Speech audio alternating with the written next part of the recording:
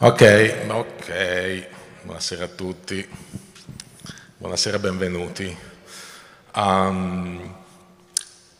And I have to apologize to my fellow Italians here, but for matters of practical flow of information between Fritz and I, we decided we were going to do this in English. So we'd like this to be a kind of conversation between us. And I'm going to be the moderator here, because as it usually happens during our work on the field, we've been left to our own devices. We are just by ourselves here, so I'm going to be Sergio Ramazzotti, the photojournalist, and I'm going to be the moderator as well. And so let me introduce Mr. Schaap as a regular moderator would say, but my good friend Fritz, my good friend and colleague Fritz, with whom I've shared a lot of stories, a lot of war coverage. We did a lot of stories together for the Spiegel, and Mr. Schaap, or my good friend and colleague Fritz, is Der Spiegel's Africa bureau chief and Africa correspondent. And thanks a lot, really, thanks very much for being with us here tonight. We are, as you know, we're going to talk about endless wars, and this is a topic that we decided to talk about a long time ago when we were asked to come here for this conference. It might sound extremely well-timed given what's happening in Ukraine, but I got some numbers I want to share with you, and I want to share with Fritz as well. And the funny thing here is we didn't prepare anything. Oh, I prepared something, but I didn't want to share this with Fritz because I want this to be as spontaneous as possible. I want to be a surprise for you as well. And one more thing, as you probably know, photojournalists and journalists, I've been a photojournalist 30 years, are pretty shy people. They express themselves with photographs, or with written texts. And they don't really like to be on stage and they especially don't like to have a monologue. So ideally, we wouldn't like this to be a monologue. We would like to have as much interaction with the people here. So we rather like this to be conversational sort. So if any of you feels like interrupting us and asking a question, that question would be most welcomed. But let's go back to the topic. The topic is endless wars. And I knew you would expect a PowerPoint presentation, but we are the old school guys, so Fritz still writes with a thing called a pen on a piece of paper and still use an old-fashioned instrument called a photo camera. We're not very digital, so you would expect probably a PowerPoint presentation, but here's something that I wrote on a piece of paper. And I'd like to start with a few numbers that I'd like to share with you. Numbers that I found in two essays written by historians M.R. Davian, J.D. Carty, and F.J. Ebling. Davian has calculated that in a substantial part of human history, from 1496 BC, before Christ, to 1861 AD, that is, in a period of 3,357 years, there had been only 227 years of peace on the planet, on the known planet. In the remaining more than 3,000 years, at least one war had been fought, at least one. More or less in the same period, that's still Mr. Davian writing this, In the same period, 8,000 peace treaties had been concluded that were destined to last forever, but each one had lasted for an average of less than 2 years. And Carty and Ebling tell us that in the 116 years between 1829 and 1945, wars had claimed more than 59 million lives. That's astonishing. In Europe alone, the cradle of Western culture, as many as 286 wars have been fought in the last 3 centuries. It's amazing. And when I was saying the topic that we chose, endless wars, might seem especially well-timed, given what's happening in Ukraine these days. Well, maybe not. Maybe really not. Ukraine is a war that we feel with a special empathy, something that I haven't seen before in recent conflicts being fought on the face of the earth. Maybe because it's very close, maybe because it affects us in a number of ways, number of direct and indirect ways, much more than many other wars being fought today on the planet affect us. But let me share with you another number. The number is 59. I found this number on a website called the Armed Conflict Location and Event Data Project. And on that website, there's a partial list, well, there's a total list, but I want to share with you a partial list of the ongoing conflicts on our planet today, classified according to the commonly accepted definition of the term war, which is open and declared conflict between 2 or more states, or more generally between organized ethnic, social, religious group conducted with the use of military means. There's a war going on in Nigeria, in Syria, in Iraq, in Yemen, in Ethiopia, in the Tigray region, in Myanmar, in the Kashmir region between Pakistan and India, 2 nuclear powers that have been fought over the land ever since the partition in 1947. In Sudan, in the Democratic Republic of Congo, in Somalia, in Mozambique, in Israel, in Palestine, in Libya, in Western Sahara, most of these places we've been together. In Afghanistan, where there has been virtually non-stop fighting since the 1970s, and in Ukraine, the latest to be added to the list. But it's the total which is frightening. That number I was sharing with you earlier on, 59. 59 armed conflicts are being fought on our planet. And it's scary, it's a scary number, especially if we think in percentage terms. I did a few calculations here. It's true that there are almost 8 billion human beings today on the face of Earth. But these 8 billion live in only 208 nations. So the most cautious calculations tell us that at least 1 in 3 of the world nations is experiencing an armed conflict today on the face of our planet. So we seem not to be able to learn from the lessons of the past, even though it's a not extremely distant past, like the other day. And each one of these conflicts causes casualties, devastation, physical and psychological trauma, economic loss, refugees, as we are seeing in Ukraine, and these are numbers that are nearly impossible to reliably estimate. But most of all, it's impossible to predict many of the collateral, mid-term and long-term consequences of a conflict. I'm thinking, and we were actually discussing this yesterday, so you should know about it. I'm thinking Congo.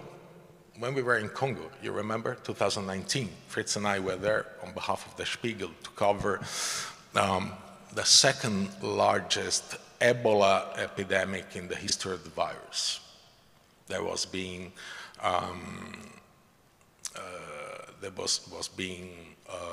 fought against in the Kivu region, in the North Kivu region of the RDC.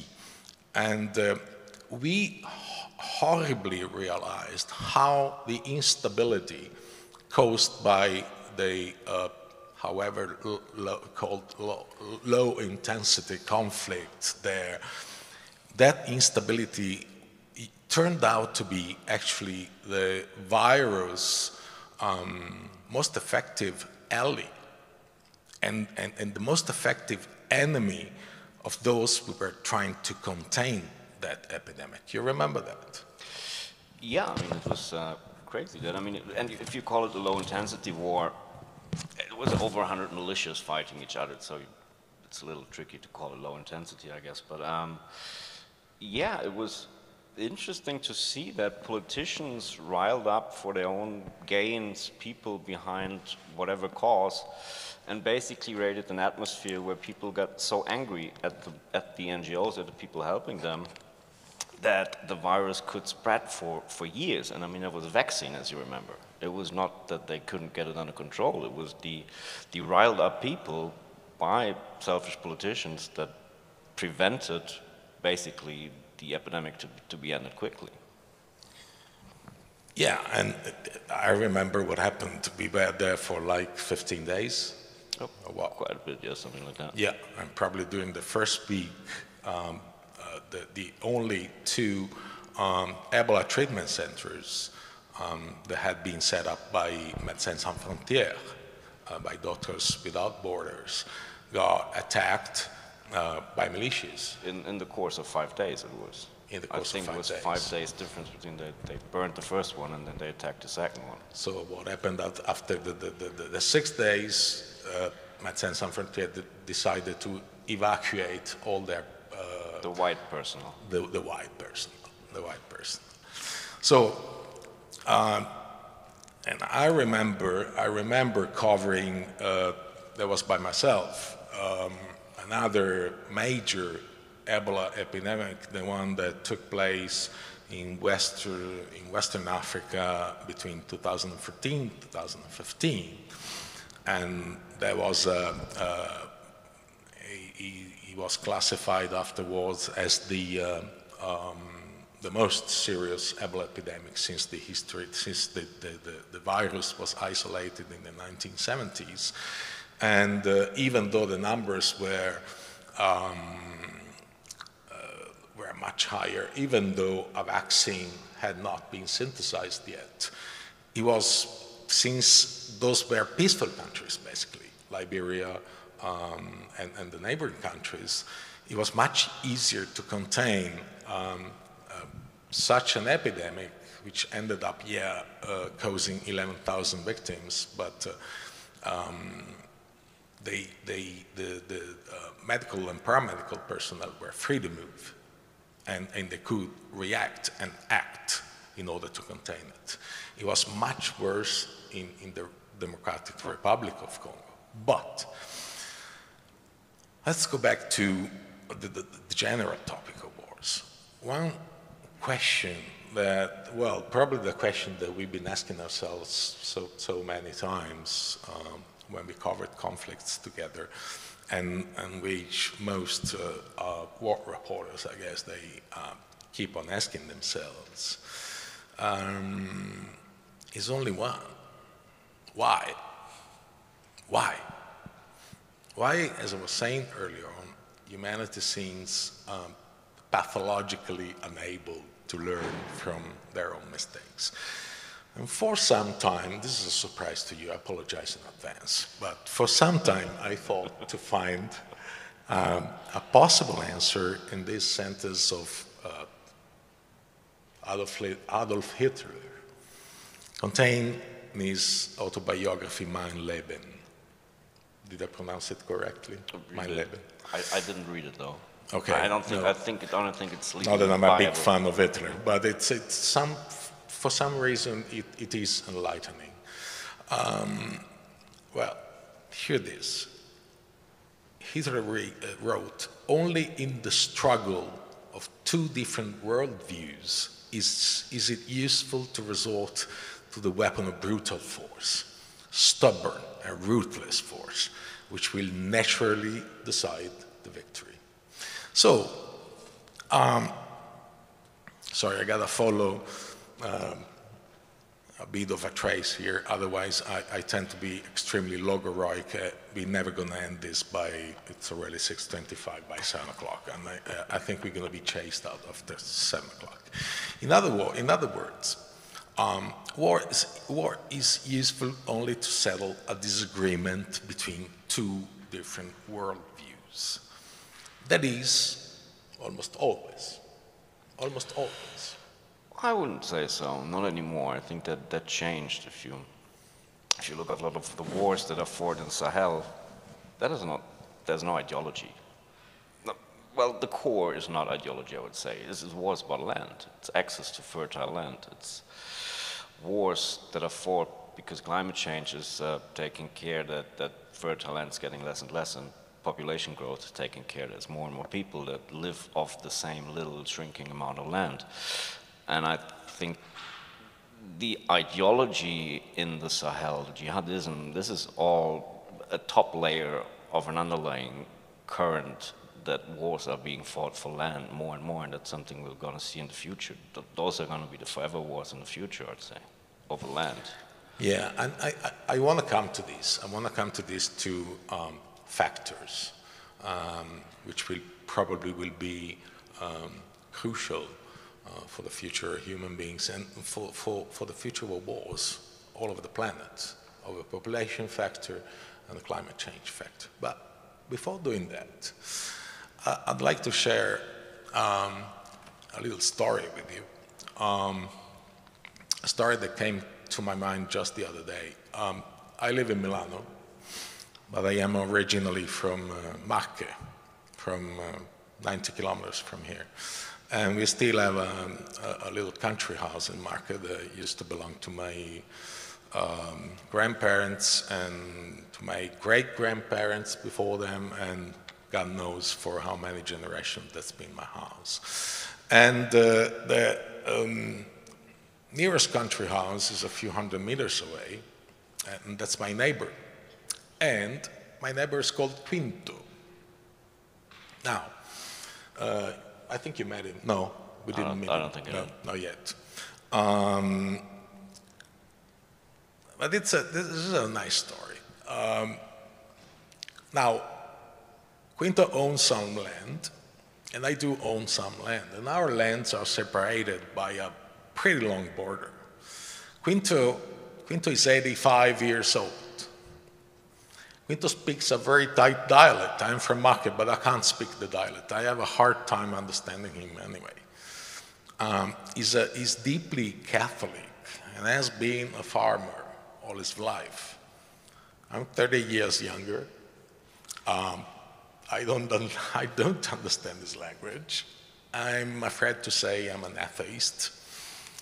And I don't even know where to start when it comes about tilling a field, cultivating a field.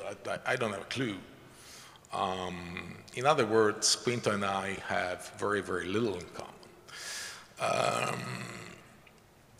And in some way, you might say we have two radically different worldviews. You might say that. Yet, we get along, Quinto and I get along, have been getting along for the longest time perfectly well. We have never, we have never waged war against each other, neither metaphorically nor physically, which is something that in Italy tends to happen between neighbors. Just the other day, he came to me and he said, oh, I need to prune that tree. That tree is exactly on the border between my land and his land. And he said, can we share the cost? Can we share the firewood that will come out of the pruning? And he came in the most respectful way, even though I don't know anything about when it's time to prune a tree, what the risks of not pruning it might be. And this prompted me to think about a few factors why we had never waged war, Quinto and I, against each other. And I made a little list that I want to share with you. I'm with you. It's all surprises here. I made a list. Here it is. Quinto and I, number one, we are aware that we belong to the same ethnic group, which means the same race, which means the human race. So we never had any occasion to emphasize our differences from an ethnic or linguistic point of view, although it is a fact that we speak almost two completely different languages.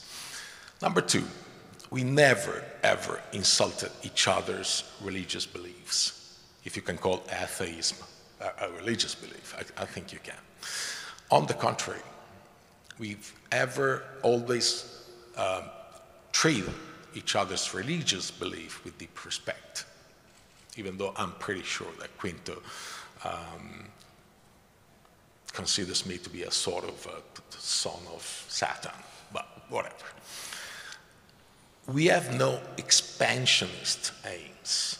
I mean, we are, none of us has ever coveted the other's resources. We are perfectly content, the two of us, with the resources we have.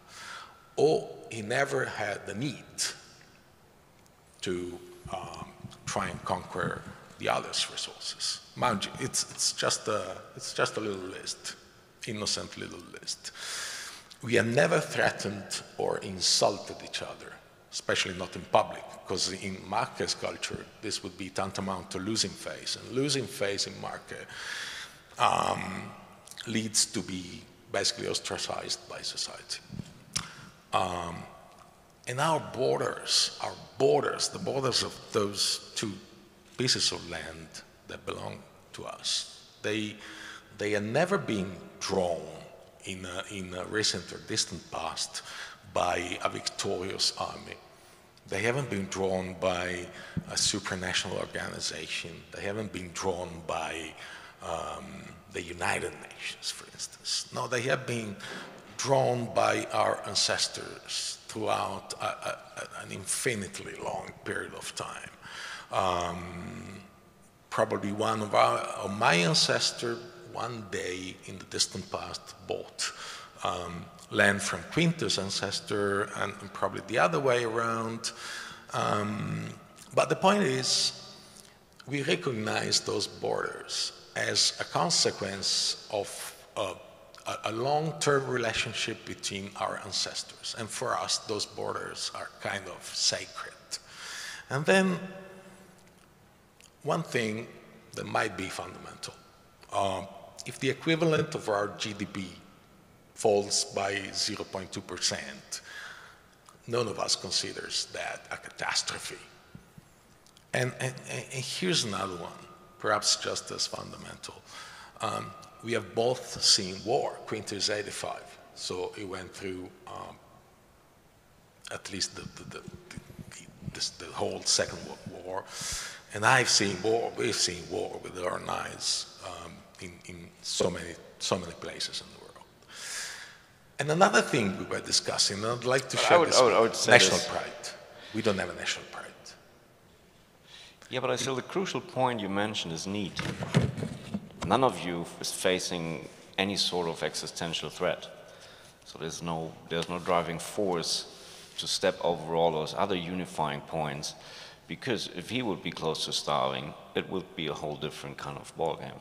If you would be close to starving, it would be a matter of existential threat to you, and that would be a reason. And that's what I was saying before, when you were talking about ideology driving wars, which it does. I mean, Ukraine is driven by some weird ideology of Putin's in part.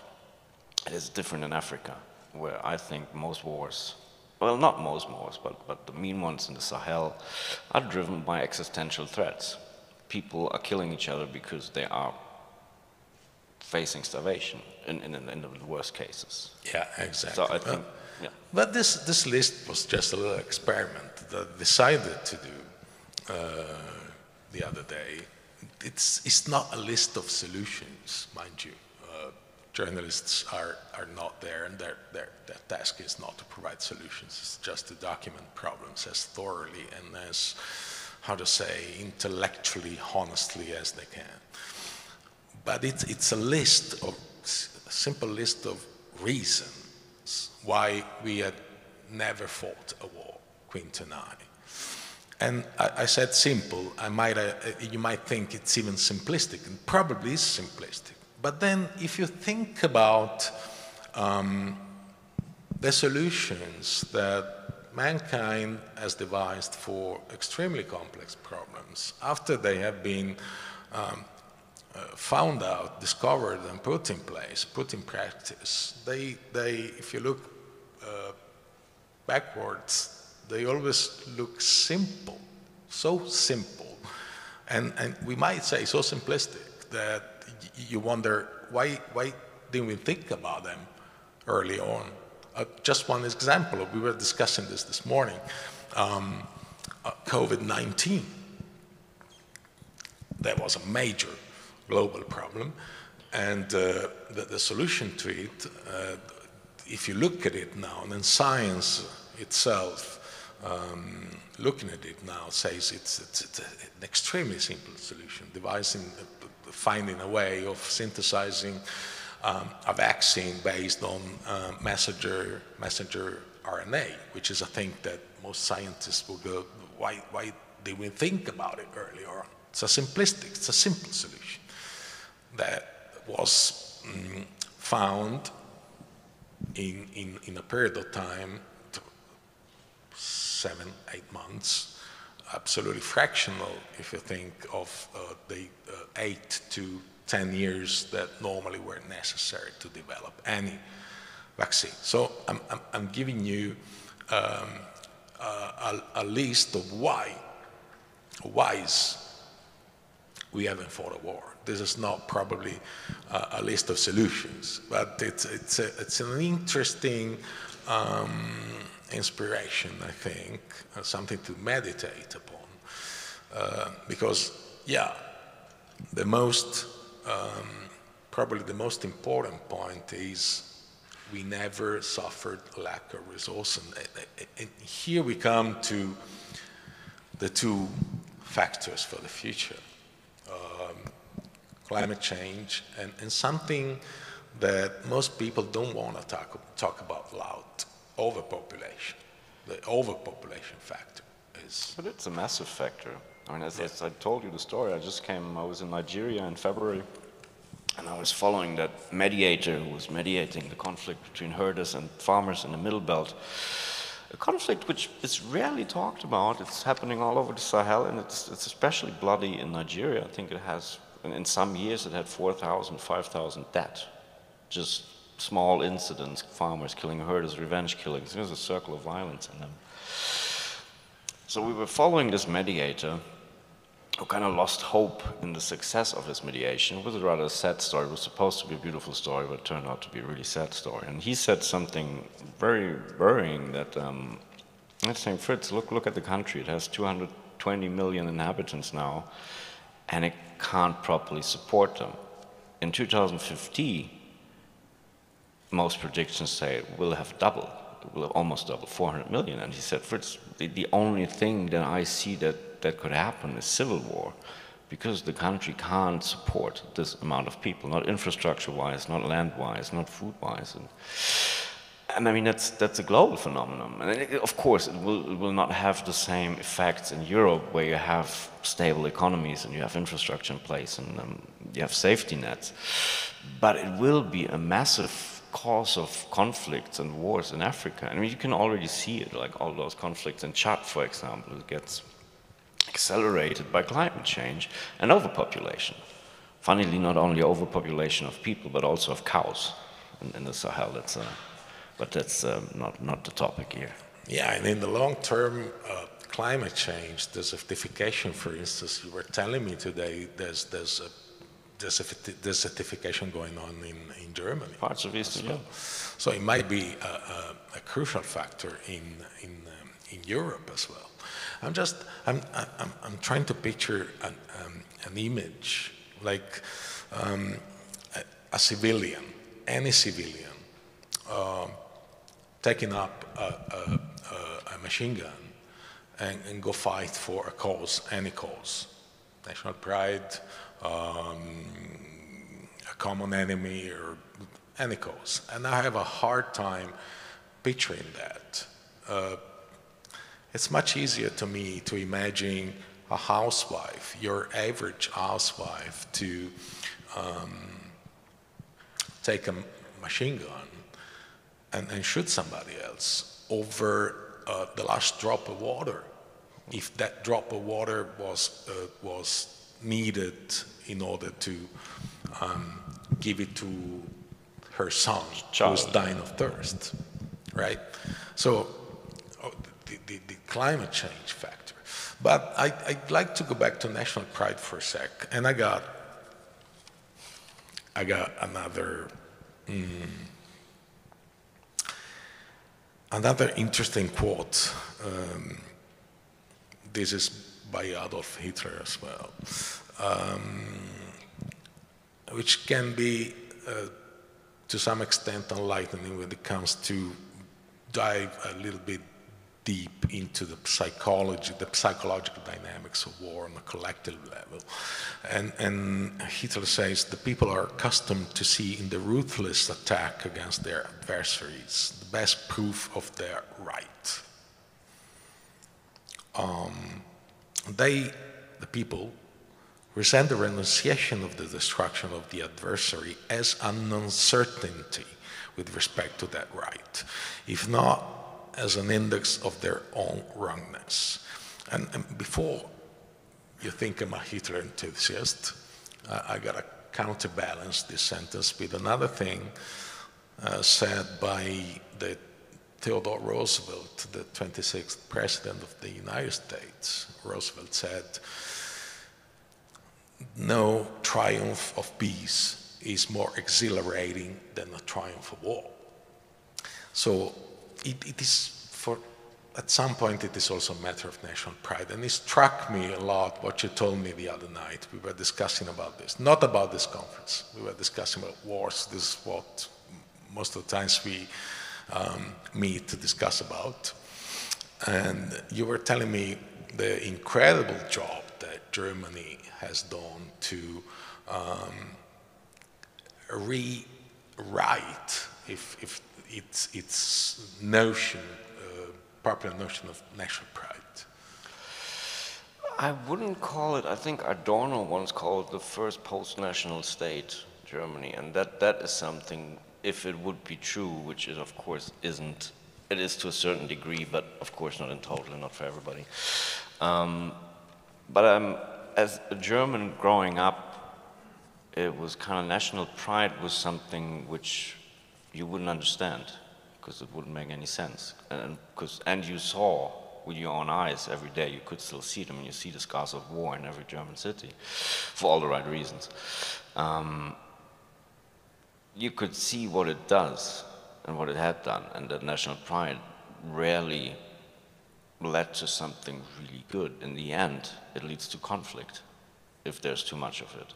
And that is kind of like a way of thinking that was, at least in my generation, how do you say in English, entrenched into people's thinking. That's how I grew up, and I find it if it would really be the first post-national state, as Adorno once said, it would be a great thing, but of course it isn't. But I think there was, I mean, you see the hesitancy in the Germans' approach to wars all over the world, and this pacifist kind of thinking, and that derived from the Second World War. And I think, of course, the denazification wasn't as good as it should have been, but it was what it was. And then compared to a lot of other countries that waged war, I think Germany did quite an okay job in kind of learning from the past.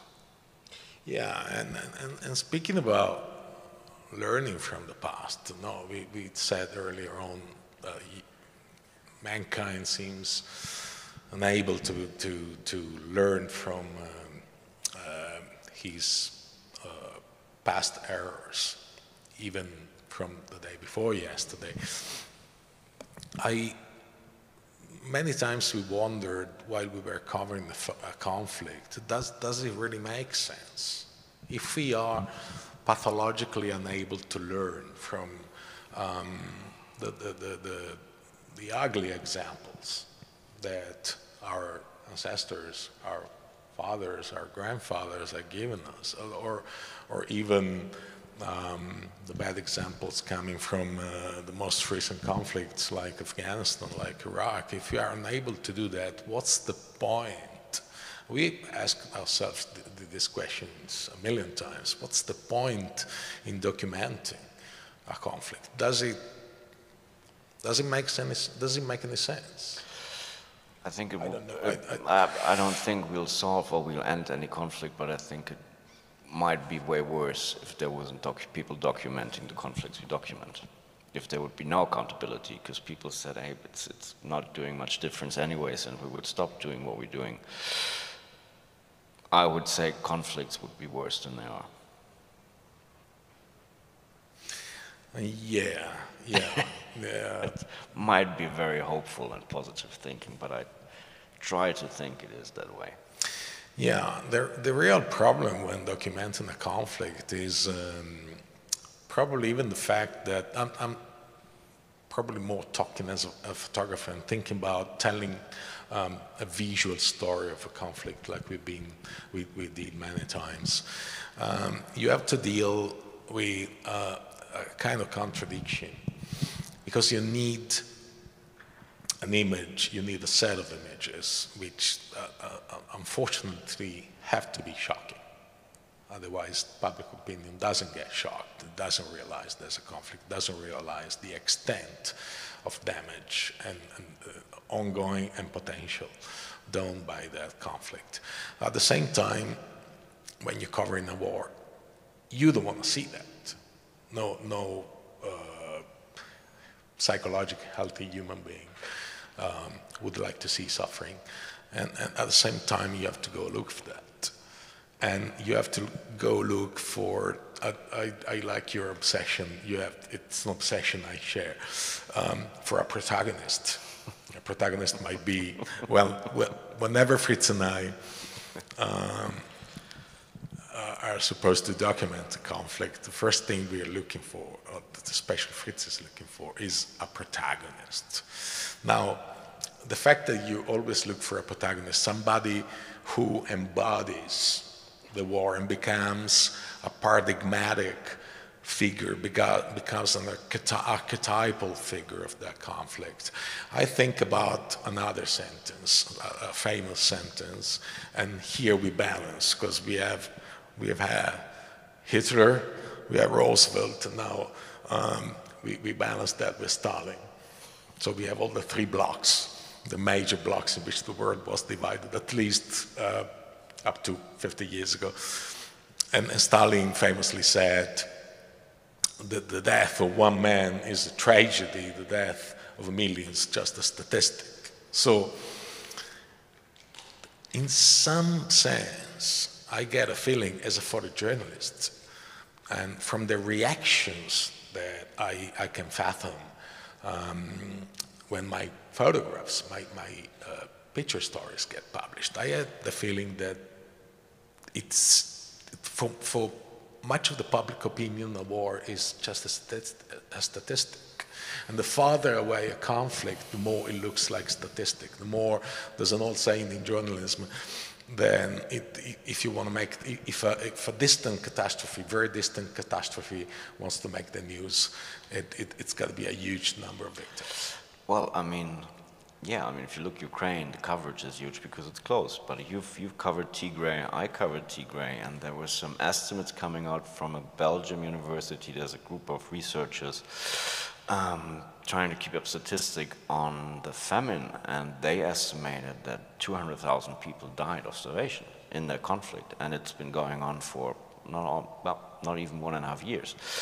And I tried to cover it and keep it in the news, but it was rarely talked about. It's not, nobody went to a talk show on TV and let's talk about Tigray and the blockade the government has put in place and how they're deliberately starving people on an incredibly scale. Because it's just very far away. It's somewhere in the northern Ethiopian mountains, and people really wouldn't care here that much. Yeah, but if you think about it, yeah, you said the right thing. I mean, people don't care too much about it because the place is distant. It's a faraway place, but it's also culturally distant to a lot of people, and Ukraine isn't. Hence the. But in almost every war that we covered, if you think of it, there was some degree of involvement by our countries, either directly or indirectly. I remember Ethiopia, just to make a little example. Now, this is something we should care about. Italy is profoundly involved business-wise in Ethiopia. We've been building the Great Renaissance Dam, the Africa's biggest dam, which has been one, you may say one, of the causes of the war in Ethiopia, or it's definitely been a major cause for friction between Egypt, Sudan, and Ethiopia. Enel has significant investments in Ethiopia. So we're talking about public money. We covered Libya. Same goes for Western Sahara. Or Western Sahara. We covered Libya, and we should have been aware of what was going on in Libya. So every conflict you cover, no matter how many the victims, it's something that has to do with home to some degree. And this is something that I have a hard time understanding and coming to terms with, especially when we talk about Italian media. I mean, a thorough coverage of something happening on the other side of the world, it always makes sense. When I ask you the question, it was obviously a rhetorical question. Does it still make sense to cover a war? Of course it does.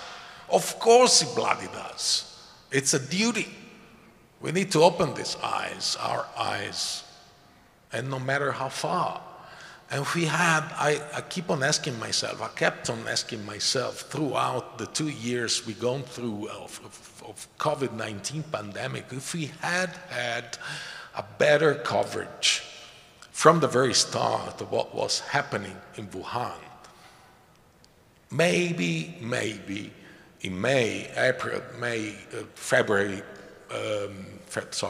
March 2020 in Italy, when we were very badly hit as the first country in Europe by the first wave, this tsunami of pandemic, maybe we would have been more prepared. Maybe we would have been telling a very different story. Maybe we could have saved tens of thousands of lives. And if, in turn, we had a better coverage of Ebola. We've been talking about Ebola in Congo, Ebola in Liberia. If we had a better coverage here, I remember when we covered Ebola in 2019, when I covered Ebola in 2014, nobody cared about it in the Italian press about it. Nobody cared about it in the Italian press. Nobody. It was a thing happening to some people 6,000 kilometers from here. But if we had a better coverage, a better understanding of what was happening, of the dynamics of the virus, how the virus was spreading there, and which were the procedures put in place there to contain it, maybe, I say maybe, we could have told a different story. We would have been more prepared when it came to deal with a major epidemic that turned into a pandemic in February 2020. So it definitely always makes sense.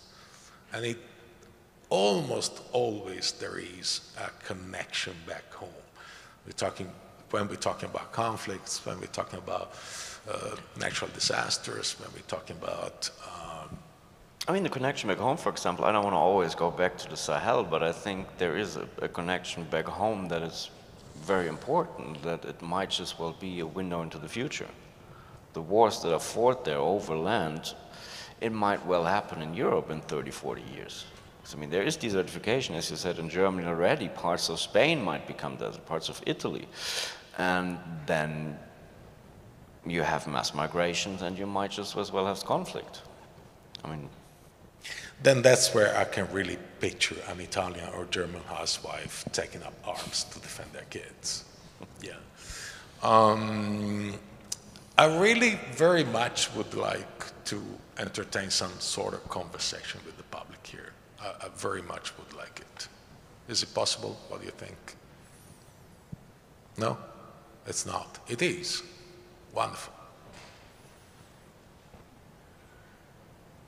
This is be against the rules, I was told, because COVID-19 prevents our friends here to give around microphones.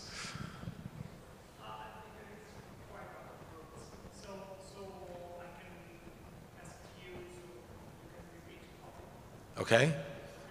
I wrote my university thesis about Western Sahara and arrested countries. And what I think about those countries is that at some point, some political powers think that now just let this conflict to stop, then the world will forget about it. And I'm writing about foreign policies about Western Sahara or Sub-Saharan Africa, and I think that this problem is not only in that region, but also in Nigeria, in northern Kivu, in Sahel, in Mali. How we journalists, how much we can do for stop this tendency to forget those scenarios, those wars. So basically the question is, what should we journalists do in order to keep on bringing and keeping conflicts, the awareness that there are also those forgotten conflicts, kind of forgotten conflicts that like the Western Sahara one, keeping this notion alive among the public opinion? Well, always go back. Just always go there and report. It's funny that you said, because we have just been to Western Sahara, and what struck me, because I mean, their cause is the right cause. And on the same side, it was so difficult working there. It took us a year, or I don't know, even 1.5 years to get accreditation, to be allowed to go there, to report on that conflict. And once we got there, we were forced to some sort of North Korean propaganda show, and it was really tough working there. And if you worked on it, it surprised me how little they understood that if they would just let the press work freely there, it would be way better for them than to have this theater play put in place, which they did, to my huge surprise. yeah, and you may want to mention this. We ended up.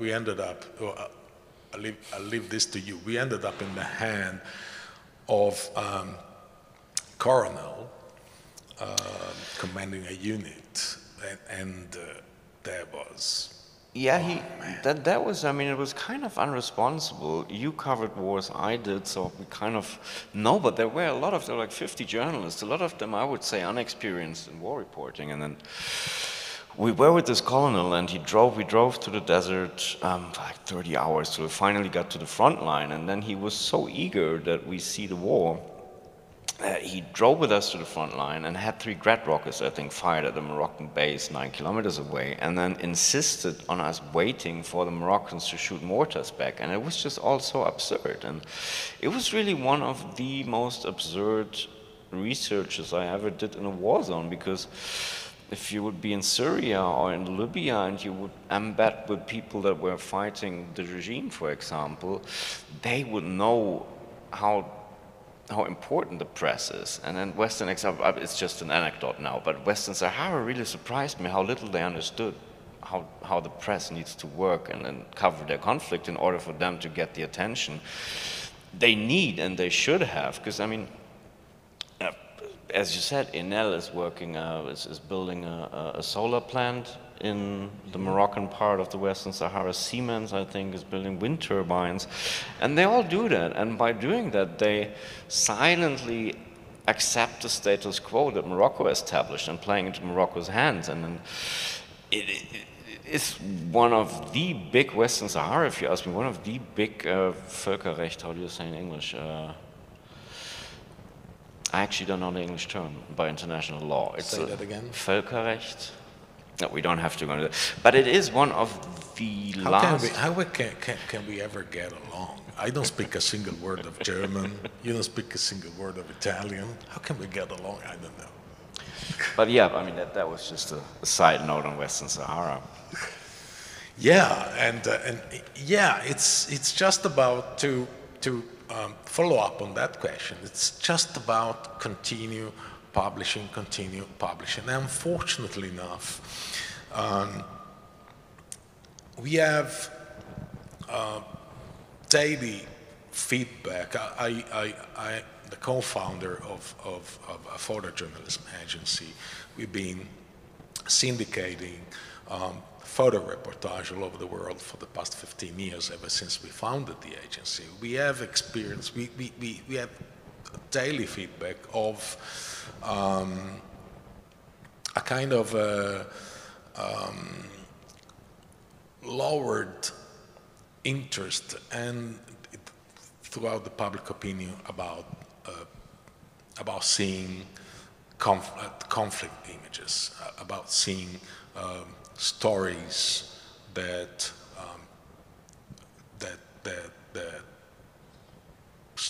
talk about wars. I mean, we can see that in Italy especially. Germany is a completely different thing, but the average interest of the average Italian magazine towards a story that has to do with the war being fought somewhere else, even though we said most of the times there's a strong connection to here, to back home. The interest has been thoroughly declining throughout the years, to the point that there's almost no space left on Italian media for that kind of stories. And there's been a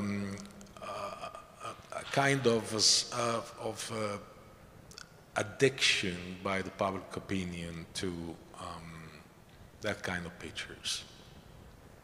This means that pictures that tell a story of a war have to be stronger and stronger every day in order to capture the attention of the public opinion. And that's why I believe that photography, and sorry to say that, but yeah, I'm very proud of working for a magazine that still sends around a team of two people, photojournalists and journalists, who work together in the same story, and pictures go so well together with the story, and they are a powerful weapon to capture the public opinion's attention, which is something that doesn't happen anymore, almost anymore, in Italian media, provided there's any Italian media left. Yeah, we still have daily newspapers, not so much about, not sure about weekly news magazines like the Spiegel, after what happened to L'Espresso last month.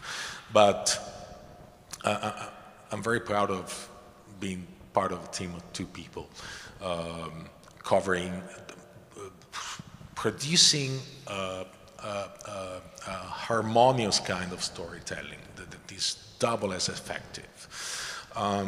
But if you think about the fact that statistics tell us that on social media, which is a powerful instrument for information dissemination, that for many people it's the main source of information. On social media, videos have an attention span, an average attention span of 3 seconds.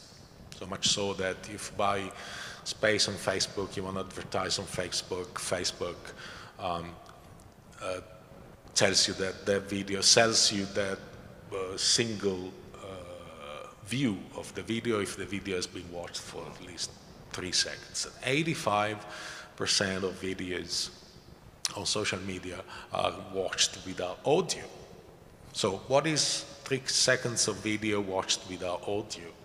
It's a second of video made of 24 photograms, 24 photos in fast succession. So it's 72 photographs you're looking at. If my average person I wanna send a message to with a photography, his average attention span, its max attention span is 3 seconds. Isn't it more effective if instead of 72 photographs, I show just one? So, and if I grab his attention with one photograph, then he probably will read the text, if the text goes well together with that single photograph. Now, we're being chased out. They're getting, the guys here are getting each. We ran out of time. We need to leave. Somebody else is coming after us. Oh, too bad. I would have liked this to go on forever. But I'm having fun now. But no, we need to leave. Okay, so we leave. Well, we leave. Thank you very much. Goodbye. Goodbye.